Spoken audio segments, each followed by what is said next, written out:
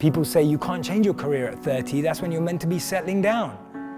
You can't change your career at 35, you should have had it figured out by then. Oh my God, you're not married at 38? What the hell are you doing with your life? Who comes up with this stuff? I have no idea. But this stuff plagues so many people that I speak to. So many people open up to me and say, Jay, I just don't know how to change. Is it possible?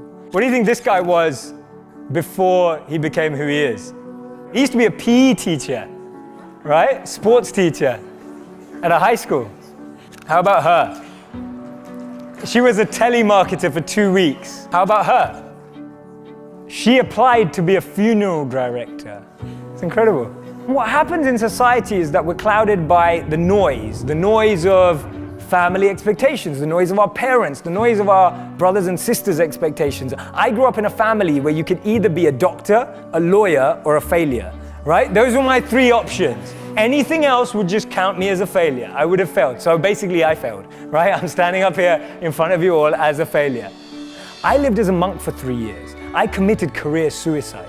I turned down 2 amazing corporate job offers when I graduated from business school. I shaved my hair, I wore robes, and lived out of a gym locker for 3 years. And I did that because I thought I was going to do something meaningful, help impact the world. And it was one of the best experiences of my life. But more than becoming a monk, what that trained me to do was drop out with the rules. People told me, if you come back in 3 years, you'll never get a job. They told me, if you become a monk, people don't think you're weird forever. No girl's ever gonna talk to you. People told me, they were like, well, when you come back to real life, like, will you even be able to talk English? Like, people were just really weirded out. I'm just like, okay, I think monks speak English. And there was so much different noise that I was hearing when I made that decision. And the funny thing is, from having not been a monk for 4 years now, I'm in one of the most incredible periods of my life that I could ever have asked for. And so much of that is based on the fact that I decided to do something different. So many of the times our expectations are driving us in a certain scenario. We focus so much on life in what we want to be, as opposed to who we want to be.